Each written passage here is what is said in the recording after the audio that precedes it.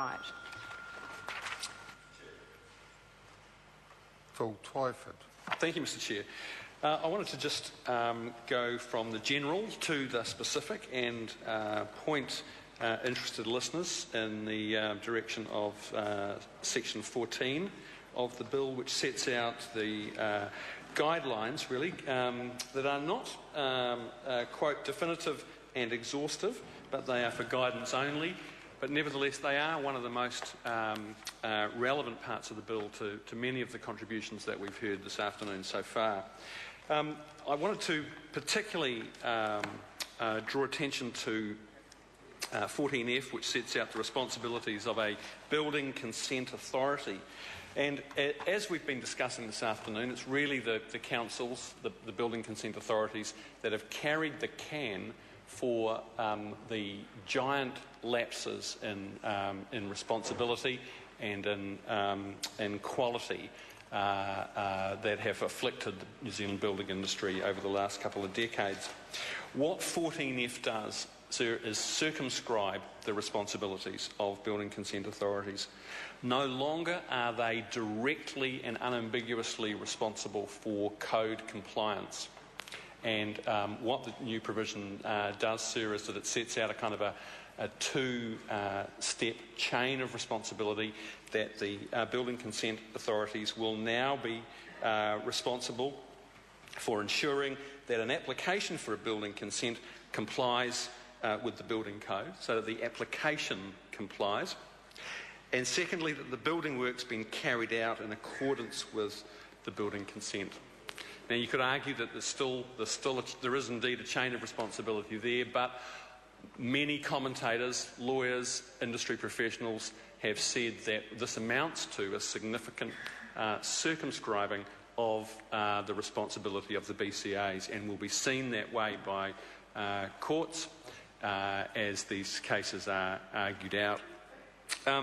I wanted to read into the record, sir, some of the comments that were made by, for example, the Registered Master Builders Federation, who on this question of the allocation of responsibilities told the Select Committee that other measures, including warranties, insurances and liability reform, needed to underpin the changes, but they are not yet available or even certain to be available in future.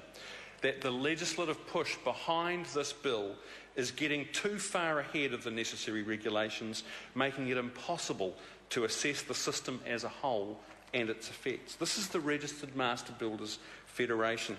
They supported a review of the current joint and several liability regime and to investigate the introduction of some form of proportional liability, accompanied by a warranty and surety scheme that would ensure that any shift away from the deep pockets of the councils would be balanced by the availability of recovery from other liable partners. And that, sir, is what we've been, the point we've been trying to make all afternoon, expressed in a very persuasive way by the Registered Master Builders Federation.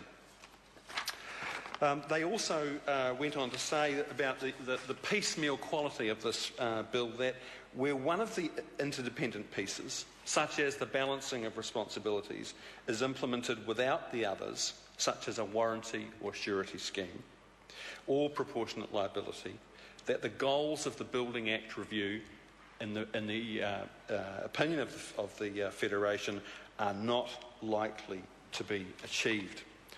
I also want to quote Bob Delure, who for my money is one of the wisest and most experienced guys around in this sector, and he made what I thought was an excellent submission on behalf of Auckland Council. He too expressed concern that the bill does not, or that this stage of the review does not include a move to a proportional liability system. He said that the continuation of a joint and several liability regime means that councils will continue to be the last man standing and carry the risk, in spite of the efforts of the bill to reallocate responsibility. He advocated a mandatory warranty system backed by insurance that would ensure other parties to the development project would be held accountable to fix any defects. Local Government New Zealand, who represent almost all of the building consent authorities, were strongly critical of the piecemeal... Mr Chair? Mr Chair? We're strongly critical of the piecemeal nature of the reforms. They said that too much of the detail has been deferred for inclusion in regulation.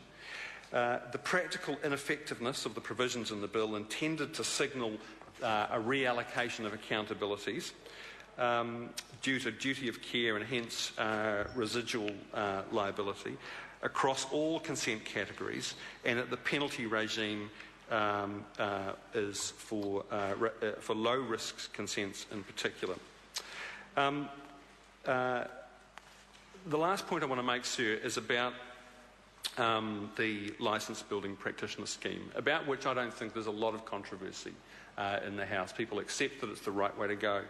But the question that I'm left with, and again many submitters raised the issue of whether or not we will have sufficient numbers of skilled, appropriately skilled and experienced licensed building practitioners to implement what is expected of them under this bill.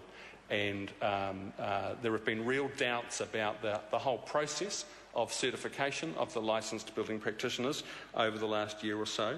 And I asked the Minister to take a call on this and say whether he's confident that, given the demands on the New Zealand building industry, given the fact that the Christchurch rebuild is looming and everybody wants to get started on it, do we in fact have sufficient numbers of licensed building practitioners to do what's expected of them? And I want to finish, sir, by citing a